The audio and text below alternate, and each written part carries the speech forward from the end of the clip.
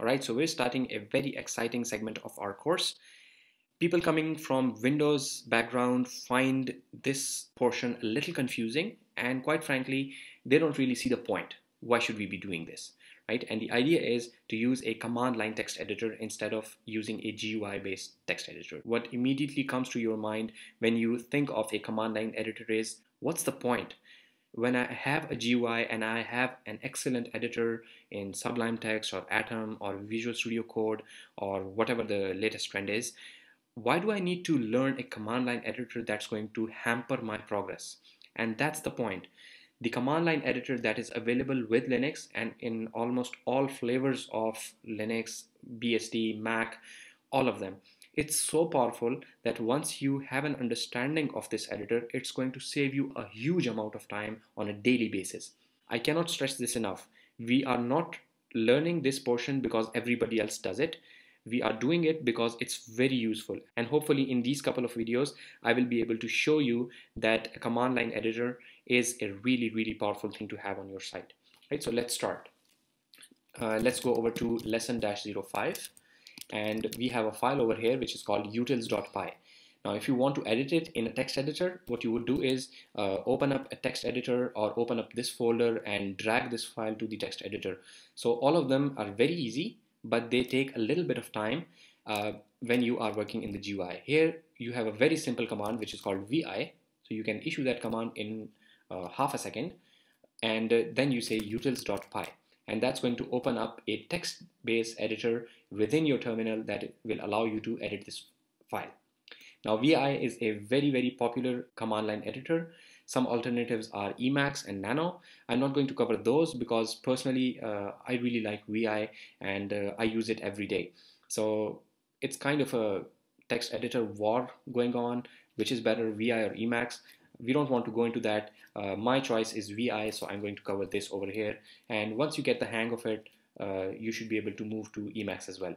But before we do that, what we want to do is we want to install a package which is called install. So let's hit install, and Vim. So this Vim is essentially VI, the same editor, except it's a little improved. So there are some enhancements that make your life really easy. So let's go ahead and install this. I already have this installed, so it's not going to do anything, but it's generally a good idea to issue this command before trying to use VI for the first time. Again, this is just one time. Once you have installed it, it's available, right? So let's go ahead and clear this and say vi, which is the command for vi editor, and then we say utils.py and hit enter. Now what you will see immediately over here is that just the file is shown, and there is very little in the way of UI over here. What you can see at the end over here is utils.py, and it's telling me that this file has 149 lines and 4,366 characters. It's telling me that currently my cursor is at location 1,1, so first line, first column, and it's at the top, right? So that is essentially all the GUI that we get. When people start working with VI and they somehow manage to open a text editor instance of VI, they have no idea what to do with this, because if you try to move around, it works fine. But if you try to input something over here, for instance, if I want to enter the X over here, right? So if I say X, it eats up my character. What's going on, right? So let's go ahead and try to understand what's happening. So the first thing that we're going to do is, because I've just messed up my file, I got rid of a character that was over here and I'm not sure what it was. So what I want to do is I want to get out of this file, not save it, and basically not mess it up, right? So the way to do that is to issue a command to the text editor. Now the way to issue the command is to hit colon. So there you go, colon. You will see at the bottom that everything else has disappeared. My cursor has come over here and a colon is shown. I can say Q, which is for quit, and I hit enter. It's not going to do that because I just made a change and I'm either supposed to save the change or I'm supposed to tell it to exit without saving. So it's saying no write since last change. So you did not write your changes. You can add an exclamation mark to override this. So what we're going to do is we're going to say Q and exclamation mark. That means quit without saving. If I hit enter, I'm outside. I did not mess up my file. We're all good. Now I want to go back in and we want to see how to actually work with this. So let's open up the file again and see that we have the text as it was earlier on. So nothing has been messed up. So what we want to do is we want to insert some text right at the end over here, right? So let's go up until the end. As you can see, it takes a little bit of time to move to the end. Now the problem is that it's not going to move beyond this current character, right? And I want to insert something after it. How do I do that? I enter into what is called the insert mode. Now that is the only thing that you really need to understand in order to be able to work with VI. So VI has two modes. One mode is called the command mode, which is where we are at the moment. And the other is called the insert mode. In order to go into the insert mode, we can hit I, and you will notice at the bottom over here that this is going to change. So if I hit I, it says insert in big bold letters. That means I am now in the insert mode. I can still move around, but now what I can do is I can input some command over here, right? So something. I can input some text over here. Everything is working fine, except now if I want to quit and I say colon, it doesn't go to the bottom of the screen now. It's going to enter the text over here, and that is not what I want. What I want to do is go back to the command mode. So I hit escape, right? So the text is now there, and I can say Q, colon Q, enter, and it's telling me that there are changes as before, and I can either do exclamation mark to exit without saving, or I can issue a command that is going to save the file. So the command to save the file is colon W, W standing for write. If I do that, enter, it's telling me that util.py has been written, right? So the file has been saved. Now you must be thinking, what's going on? Why do I have to learn all of this stuff? Why don't I just go ahead and hit Control S and that should be done? Now this is really important to understand why we're doing it, right? So let's go back again, let's quit, and let's go ahead and see what's happening. So if I'm over here and I come over here and I go into the insert mode, I just hit I or the insert key on the keyboard to go into the insert mode, and I hit backspace. Now these changes have been made. I hit escape to go back to the command mode. Now if you were working with a GUI based editor, you would hit Control S, that's one key, and then you would probably hit Alt F4 or Control Q or whatever the shortcut is to quit the editor. Now those are two completely different shortcuts that you have to remember. Here what you can do is you can, once you are in the command mode, you go colon WQ, write and quit. So done, right? So it looks like a very small thing, but it's definitely faster than saving and then closing separately through two different commands. And once you get the hang of it, this saves you a lot of time because you are very focused. You are working with your keyboard. You don't have to worry about the mouse. You don't have to worry about whether your mouse is moving at the right pace. You can use your flash memory to enhance your experience. And after a little bit of practice, you won't even be thinking about what the command is for saving the file and quitting. It's simply going to come to you naturally. Whenever you are in the insert mode, your hand is going to go to the escape automatically, and just using flash memory, you're going to say WQ, exit. It's a real time saver, and it's going to save you a lot of time once you get the hang of it. And there are cases in which you have no choice but to use VI. For instance, if you log in remotely to a server which only has a command line, you don't have a GUI. You don't have the facility of opening up a GUI based editor, right? So that's enough rant. I hope I've convinced you that you should learn VI. If not, we're going to do 2 more videos to show you what the real power of VI is. Please stay tuned. Let's go ahead and see what other things VI can do for us. So let's open up our file again, and we are over here. Let's say we want to enable the line numbers on the editor, right? I don't see what the line numbers are. I can move my cursor around, and at the bottom over here I can see the line number, but I want all of the line numbers to be visible. So for that we have a command colon set number, right? So you hit enter and the line numbers are now visible, right? They are in the gutter as with any respectable text editor. Now what we want to do is I want to go to the line number 39, right? So because this is a very common operation, there is a very simple command. You hit colon 39 and bang, you're there, right? So you can go to any line number. For instance, colon 0, you're at the top. Colon 100, you are at line 100. Colon 0, you're back up top, right? So because you are using your hands on the keyboard and you are typing your commands, it's really fast. You don't have to move your hand to the mouse or your trackpad to do these things. If I want to go to the end of the line, typically what we do is we hold control and hit end. The end key is far away. Here you can simply in the command mode say Shift G and you are at the end, right? And then you can say :0 to go back up top. Let's say we want to search for a specific text. Control F is what we use typically. Here we are simply going to say slash and protein, enter. And there you go, protein has been found.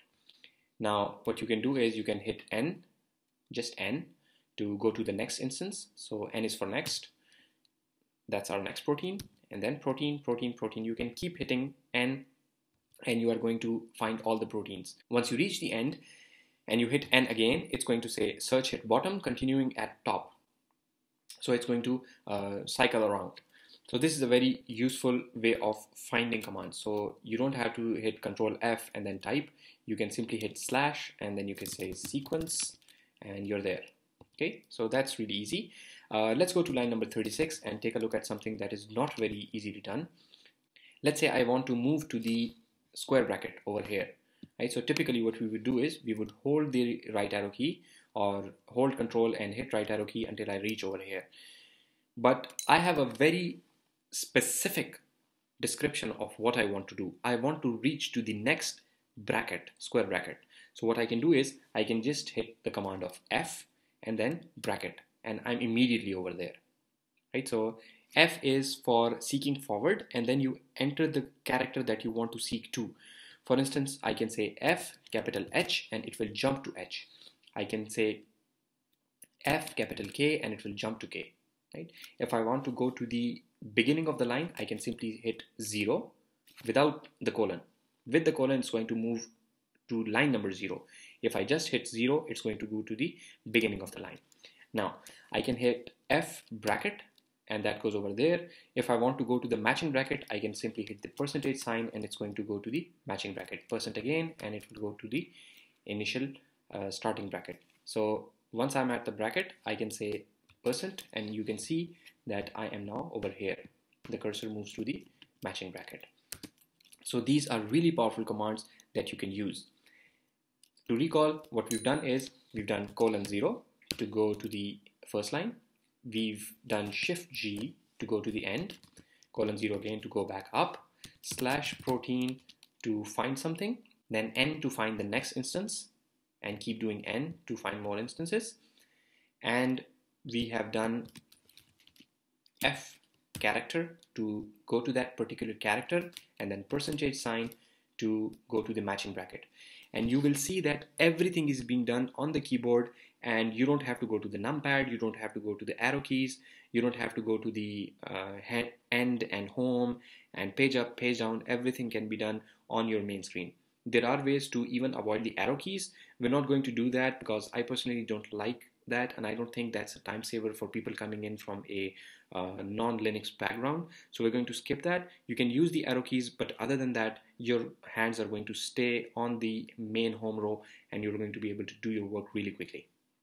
In the next video, we're going to take a look at some other use cases that are really difficult even in the modern editors, and they have been around in VI for decades. So let's go to line number 146. And you will see that we are in a function over here and I want to delete this batch size, right? So I can go ahead and hit X to delete one character and keep hitting X until I delete the whole thing.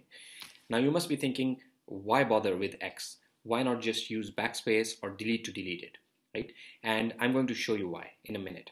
But let's start with this basic concept of using the characters to perform commands. So X is cutting one command, right? So you're cutting it, you're not just deleting it, you're putting it on the clipboard. But because we've put multiple characters one at a time on the clipboard, only the last one is available, right? So we're going to take a look at that in a minute. Let's go over here. So at the beginning, and let's hit F and capital B, and we will immediately go to the batch size. because you will recall that F is for seek forward, and if I hit capital B, it goes to the first capital B. Now what we want to do is we want to select everything which is within this string, right? So maybe I didn't want to say batch size is equal to, I might have wanted to say protein size is equal to, right? So that doesn't make sense, but the point is that we want to get rid of whatever is within the string. Now in a typical work environment in a GUI based editor, what you would do is you would hold shift and you would hit right arrow key until you've selected everything. Here you have a very simple shortcut. You say small v, small I, and double quote, right? So everything is going to be selected. What that means is V is for selection, visual selection, but that's not important. What you can think of V is as selecting things. I means inside, and double quotes means inside the double quotes. So once you have selected this, you can simply hit X and gone, right? Now you can hit I and you can say whatever you want to say. Right? Protein size is equal to. Hit escape, colon, WQ, enter. There you go, right? So let's do that again. I want to go to line number 147. There you go. F, capital P. I am within the string. Now I can say VI double quote X I protein size is equal to escape, colon, W, enter. Right? So very fast once you get the hang of it. This might look like a very convoluted way of doing these things, but trust me, once you get the hang of it, this is going to save you a lot of time. In fact, let me tell you that VI is my editor of choice. I'm on a Mac, so I have access to some really good editors, but I have gone ahead and installed a GUI version of Vim, right? So I use this as my primary text editor even in the GUI. So I use it on the command line, and I have installed a GUI counterpart of this same editor because it's so fast, it's so useful, and it saves me so much time that I use it as my primary text editor. So it's not a matter of having to work with VI, it's that it is one of the best editors to ever have been created. So let's go ahead and quit this, and over here we are going to take a look at some other things. So let's go ahead and take a look at some other use cases. So for instance, I want to get rid of this size, the word size, right? So I want to get rid of the whole word. I am over here. I can either go ahead and hit X like 5 times, or what I can do is I can say DW, right? So DW gets rid of the whole word. So D is kind of like X, except X is for cutting a single character, and D has a lot more power. You can use DW to delete one word. You can use DD, so 2 Ds, DD to delete a whole line. I actually needed that line, so let's bring it back using the command U, right? So U brings stuff back, so that's undo. And you can go ahead and let's say I want to delete all 3 of these lines. So in a GUI based editor, what I would do is I would go to the beginning of this line, hold shift, down, down, down, and then delete, right? Here what I can do is D3D, done, right? Let's undo and explain that again. So DD is going to delete one line. If I say, and this is what I'm going to write, right? So I'm going to write the character over here so that you know what I'm doing. I'm going to say D3D, and without hitting enter, it's going to delete everything, right? So D3D essentially is going to mean delete 3 lines. Just DD would mean delete this line, and D3D would mean delete 3 lines, including this one. You can say D17D to delete 17 lines, including the current one, right? So let's go ahead and DD this line because we don't need that. We can say D4D, and 4 lines are now gone. Okay. So this is really powerful. We can bring it back using the undo command, which is U. Right. So I'm going to provide a cheat sheet for all of these commands. You can take a look at that, but you have to understand that there are certain types of commands. One type of command takes you from the insert mode to the command mode. That's escape. That's done. The other type is using colon. So you can use it for navigation, you can use it for quitting, you can use it for writing the file, which is saving the file, and that's about it at the moment. Another thing that you can do is another types of command. The third types of command that you want to be able to work with are issued in command mode without the colon, right? So for instance, if you want to delete a line, if you want to cut something, if you want to get rid of a specific word, you do that without the colon. So let's go ahead and do one final example. So if I say DD, that gets rid of the current line, but it's not gone. It's on the clipboard, and I can hit P to bring it back. Right? So let's say I wanted this for line to be after max ID. I can say DD, that moves the line to the clipboard, and then I can say P, and that pastes it over here. Right? So you can DD to cut the line and P to paste it. You can say YY to copy the line and P to paste it. Right? So let's undo that and do this again. So YY, that's copy, and P to paste. And then you can go ahead and paste it as many times as you want. P, P, P, P, P. Right? And there you go.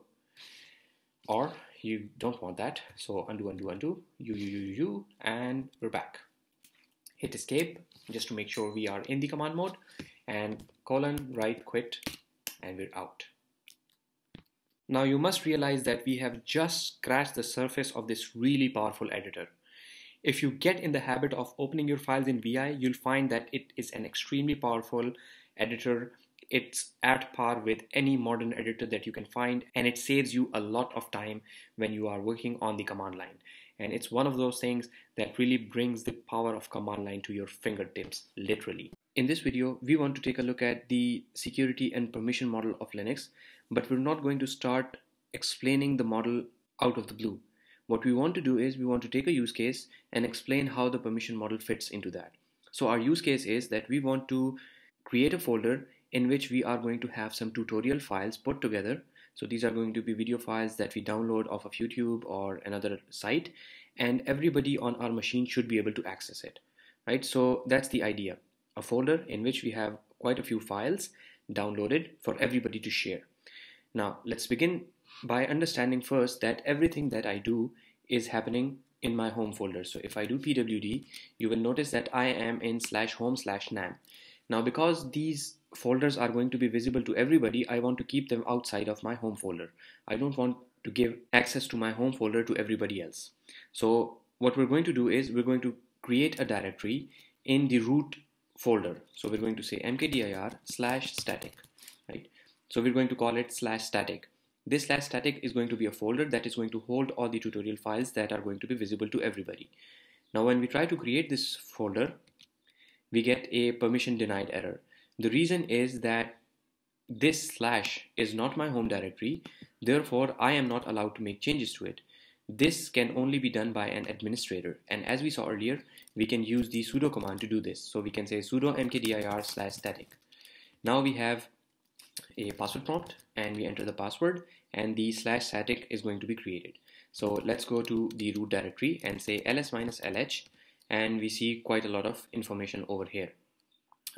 We want to find the static directory, so ls-lh grep static, and we see that we have this directory created over here. The way we know that this is a directory is if you go to this portion over here, this first character, you will notice that it is a D, which means that this is a directory, right? So what we can do is we can now go into this folder, right, cd static, and we will try and create some files over here, right? So these files are going to represent our tutorial videos. Now you must understand that users in Linux are divided in groups just as they are in Windows.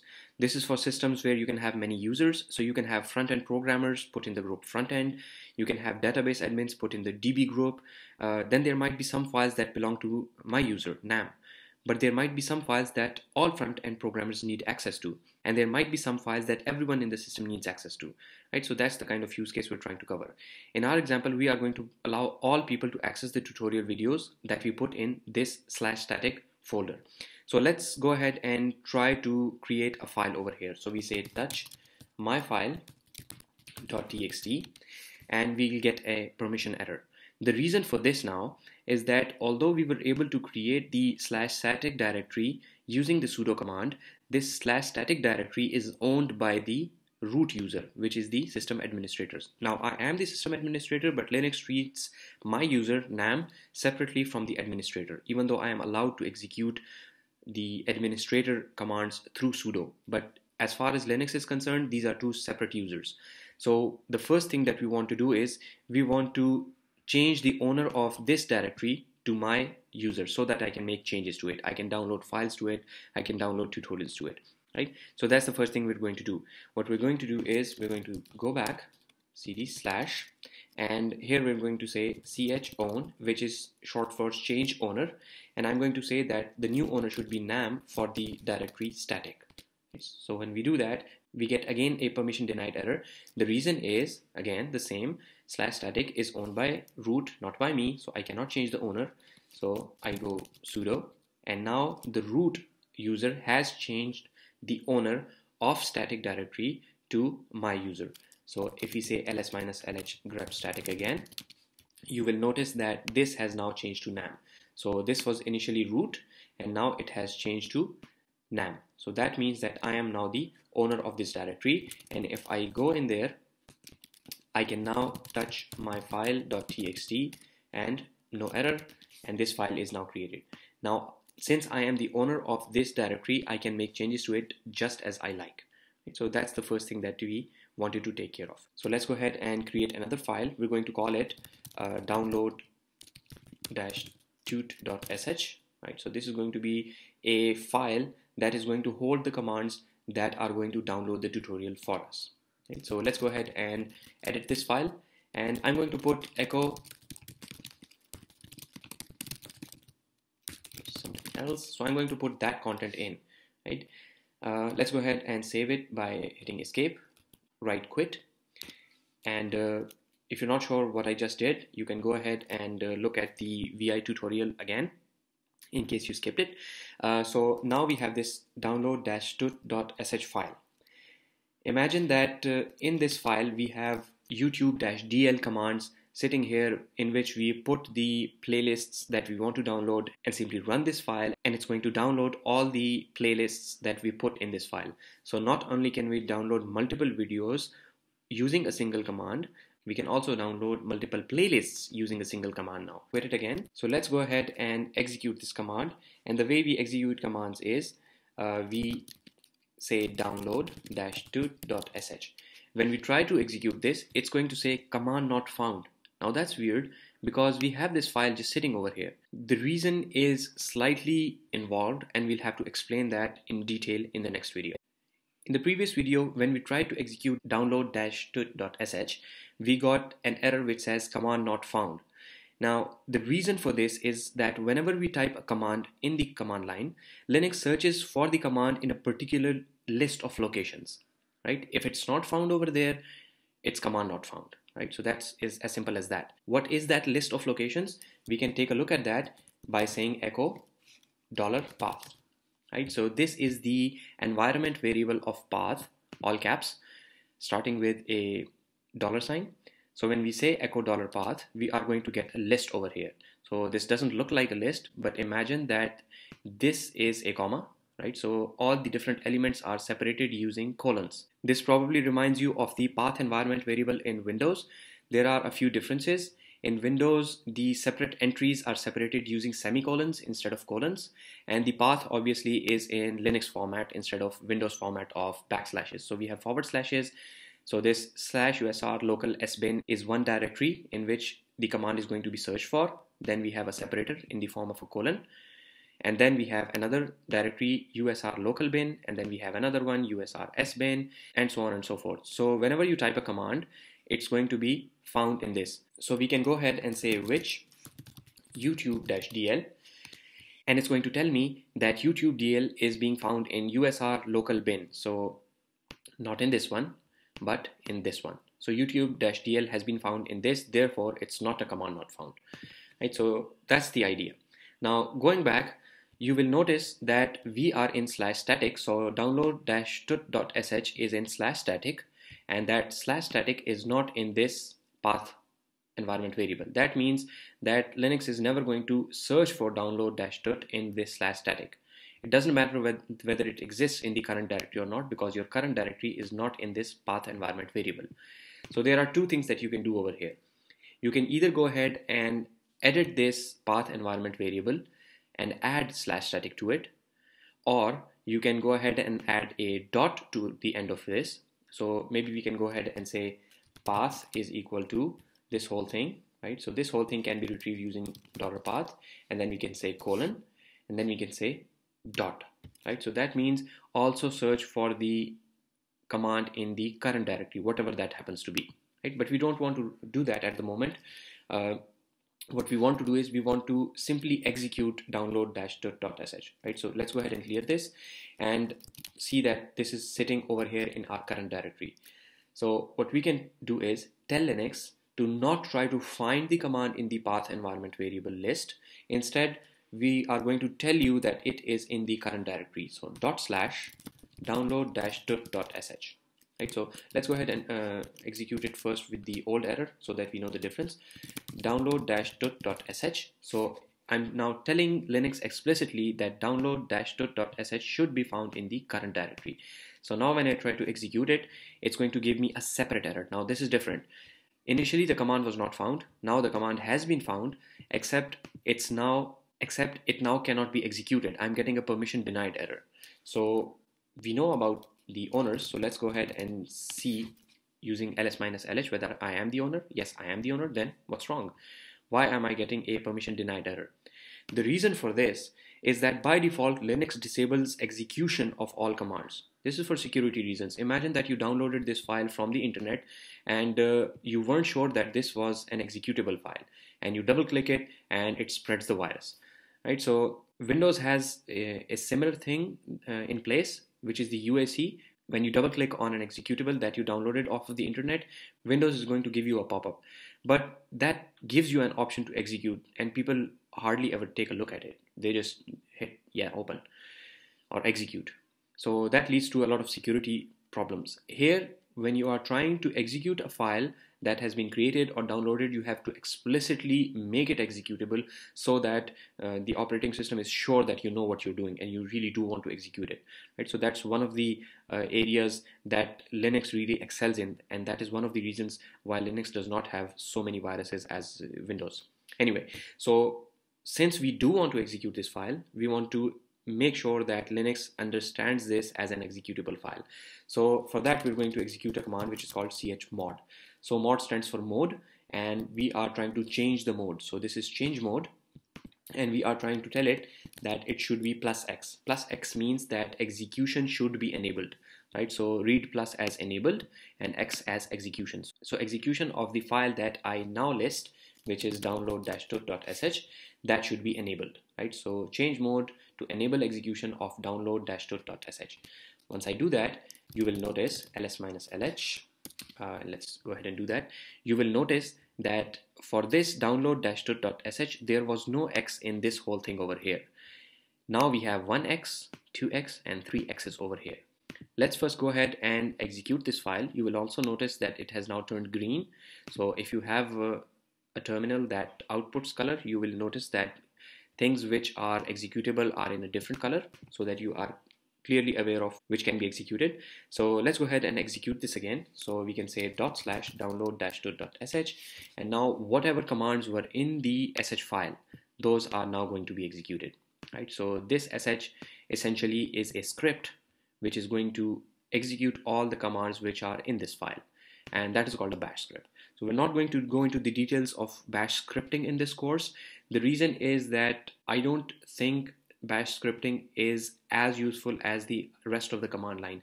And whenever we have these Linux command line courses, too much emphasis is put on bash scripting. I'm not saying it's a useless thing. It has its place, and we're not going to cover it in this course. If you feel like you need a tutorial on that, please let me know in the comments or in the Q&A, and I will try to create a separate section for this portion of the command line. But at the moment, that's all we need to know. We have this .sh file. It's a bash script. It has some commands that will be executed whenever I execute this file, and in order to execute this file, I need to change its mode to +x. That's it. So let's go ahead and dissect what just happens in a little bit more detail, right? So let's go ahead and clear this, and let's do ls-lh, enter, right? So let's go ahead and zoom this a little. Okay, that should be enough. So we saw that this dash is going to turn into a D whenever we have a directory over here, right? So we're not really interested in that at the moment. Starting from the second character, notice that we have one block of rwx over here, then we have another blocks of rwx, and then we have another block of rwx, except the w has been turned into a dash. Similarly over here, we have rw dash in place of x, RW dash in place of X, and R dash dash. So dashes for W and X. So these are three groups: one group, two group, and three group, right? So three sets of permissions. So this is going to be RWX, RWX, RWX. So the first portion that we have over here, this RWX, stands for what can be done by the owner of the file, right? So I'm the owner of the file. So this nam is the owner of the file. This owner can read the file, the owner can write the file, and the owner can execute the file. So the owner can do reading, writing, and execution, all of them. On this file, myfile.txt, the owner can read it, the owner can write it, but even the owner cannot execute it. The owner can set it to be executable and then execute it, but at the moment, as things are right now, even the owner cannot execute this file. So this is a security reason over here that we discussed earlier. The second block over here is for the group. So you will notice that we have this nam over here, and this can be changed to, for instance, front-end developers or database administrators. So what we can do is essentially create a directory or a file that can be executed only by the database administrators. Maybe it's a database backup script or database restore script that can only be executed by the database developers, right? So this over here is going to be for the people who are in the group that is listed over here. Now, at the moment, both nam and nam are the same, but this first one is the owner and the second one is the group. So this is the user, this is the group, and you can go ahead and change this, but that's not really a common use case, so we're not going to cover that here. What we're interested in at the moment is to take a look at the last one. This stands for others. So owner, people who are in the group, and everybody else. So everybody else, all the other users in the system, they're called others. Right? So there are three groups: owner, group, and others. In each of the groups, we have the permissions reading, writing, and execution. So the owner can read this file, write to it, and execute it. Same goes for the group. The group can read, write, and execute. The rest of the world can read the file, they can execute the file to download stuff, but they cannot write to it. Right? So that makes this file secure from changes by other people. They cannot modify the file, but they can read it and they can execute it. For instance, the use case is going to be, I'm going to go ahead and put all the playlists in this download-tut.sh, and whenever somebody sees that they are looking for a playlist that's in the file, because they can read it, but it's not downloaded, they can go ahead and execute this file, but they cannot make changes to the file. So in order to round this video off, we're going to notice that if you go to / and say ls-lh grep static, this static directory can be read by the owner, it can be written to, and it can be executed. For directories, this has a separate meaning, but let's forget that for the moment. You will notice that the group people cannot write to it, and everybody else in the world can read the file, they cannot write to it, and everybody else can read the directory contents, they cannot write to the directory, which means they cannot create files, and they can execute the directory, which essentially means they can search in the directory, right? So we have the permissions set for /static. Everybody else can come in and take a look at the contents of /static, and they can copy the video tutorials that we have put in /static, and they can copy them over to their own home directories and then view them. So that covers the permission models which is commonly used. Now, as you can imagine, there is a world of this stuff. There are many different options that can go over here. There are many things that you can do with this and things that are going to affect you if you go into the path of Linux system administration. But for an average user, this is more than enough. This should get you started and get you comfortable. So that's the idea behind a command line. You don't try to do everything at the same time. You try to come up with a use case. You try to solve that problem, and whatever you want to learn and whatever you have to learn to solve that problem, you learn that. If you try to learn everything, you're going to spend like a decade trying to learn just the VI editor, right? So let's not get carried away. Let's come up with a use case and try to solve that use case, and that's the best way to learn the command line. In the beginning of this course, I promised you that I'll show you how to modify your terminal to look like this. So we have a different prompt over here. We have some syntax highlighting within the script, and we don't have the plain old vanilla white on black text. We're going to do this. This is a completely optional video, and if you don't do it, it's fine, but we are going to look at a couple of things in this video which will be very useful for you. For instance, we're going to start by installing a new shell, which is called ZSH. So the way to understand this concept is that what you see on your screen is a window which holds the terminal, right? So this window is the terminal, and this is a software which only creates the user interface. It creates the frame and it lets you input text. Now that text is interpreted by a separate command, by a separate process, which is called the shell. So the most common shell by far nowadays is bash.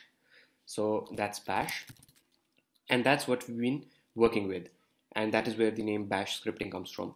But bash is not the only shell. There are quite a few other shells such as corn shell, C shell, ZSH, and from among these we're going to take a look at ZSH because it offers a few features which build on top of bash. So if you're already comfortable with bash, you will find it very easy to switch to ZSH, and it's going to give you a couple of features that are going to be really useful.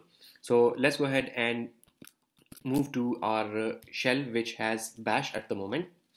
So we're running bash, and what we want to do is first we want to install ZSH. So we're going to say sudo apt install ZSH, and we also need for some further packages the command git. So let's install that as well. So we can say sudo apt install ZSH and git, and we're going to run that, enter our password, and it will ask us for confirmation. So we say yes, and we let it run. So you will notice that it has installed ZSH for us. So what we can do is we can simply enter the command ZSH and it will go ahead and start the Z shell for us. But we don't want to do that at the moment. What we want to do is we want to go ahead and install a separate package which is called ohmyzsh. So this is a set of utilities that go on top of ZSH which make ZSH very powerful. Right, so let's go ahead and look at this. So this is on github.com/robbierussell/ohmyzsh. So you can search for ohmyzsh and you will arrive at this page. So we go down over here and it has its installation instructions over here. So we can simply go ahead and take this command which uses wget. So let me explain this command very briefly. So this sh essentially means that we want to start a shell. So this sh is kind of like bash but much more primitive. But what we can do is we can pass a command to this shell to execute. And where is that command going to come from? That is going to come from this wget. So what's going to happen here, if we understand the syntax, is that we call wget command and pass this whole thing over here. What it's going to do is output the install.sh downloaded file onto the standard output. So it's going to output to the console. Now instead of outputting it to the console, what we do is we redirect it using this -c and this $sign to the shell. So essentially what we're going to do is we're going to download this file and execute it in just one line. Alternatively, what you could do is you could wget this whole thing in one command and then chmod +x and then say install.sh. But this is a single line and much more easy to follow. So we copy this whole thing and we go over here and we paste it. Enter. And it's going to go ahead, download it, clone this, and this is the part for which we needed git. So this is going to use git to download some other files for ZSH, and now it's going to set it up for me. So it's asking me for my password. So let's go ahead and enter that, and it's going to install this. And you will see that immediately we now have a different prompt over here. And what's really useful over here is, let's go ahead and clear this. So same shortcut, we can say cd, and let's say I want to go to my CLI file. So I say CLI, and if I hit tab, I can go in there. Now I can say tab, and I'm here. Now, if I say cdl tab, it's going to do the same thing that bash did, except now if I hit tab again, it's not just going to show me the outputs, it's going to let me cycle through them. So I'm hitting tab, tab, tab, and it's going over there, and I can keep going until I pick the one that I'm interested in, and I can hit enter. So this is one of the things that are really useful in ZSH. So you can complete your tabs interactively. So we hit enter, and we are over here. We can say cd dot dot, and essentially what we have is a much more interactive shell. So ZSH has quite a few features, and from among them, we're going to use a feature called syntax highlighting. So if you see over here, I'm saying echo something, it's not being highlighted, but what I can do is I can go ahead to my browser and go to zsh-users/zsh syntax highlighting. So this is a plugin for ZSH, which allows us to highlight our commands while we type them. So for that, we have to go to this portion over here, which says in your ZSHRC. We git clone this thing. This means that it's going to use the git command to clone this whole project, this GitHub project, into my local directory. So if you're not familiar with Git, it's really outside the scope of our current course, but it's a very useful tool to get started with, and it's quite easy really. So you can go to git-scm.com and you can go ahead and look at the documentation for this. So we have really good documentation over here, and you can go ahead and start with the Pro Git book. You can read it online for free, but that's really beyond the scope of this particular course. What we want to do is we want to go over here, we want to take this, copy this, paste this. In fact, we want to first go to our home directory, right? So we paste this, and then we go ahead and copy this. What this is doing is it's saying that execute this file, and whatever output comes out, you echo it and you put it, you redirect it, append it to our ZSHRC file. So this file is going to be executed. So in my home directory, there is going to be a file called .zshrc, and this file is going to be executed whenever I start a terminal. So let's go ahead and do this and explain what this means. So we can go ahead and execute this, and now if I open my home folder /.zshrc, I can hit Shift G to go to the end, and you will notice that I have sourced this whole file over here. Right? So that is what it does. It sources this whole thing to ensure that ZSH syntax highlighting is enabled. So I can right quit, and now finally this file is going to be executed when I start the terminal. But what if I want syntax highlighting right now? So what we can do is we can exit and relog in, or we can simply go ahead and source this again. So sourcing essentially is going to mean that execute this script right now, and that is going to enable syntax highlighting for us. So there you go. Now we have syntax highlighting enabled in our command. So we can say find, and it will give us proper syntax highlighting. So in this video, what we've done is we've taken a look at an alternative shell, which is ZSH. We've taken a look at how we can install ZSH. We've seen Oh My ZSH plugin on top of ZSH, which really gives you the ability to customize ZSH to your liking. And then we've gone ahead and we've seen a little bit about Git and how you can get started with that, even though we have not covered what it does in this video because it's beyond our scope.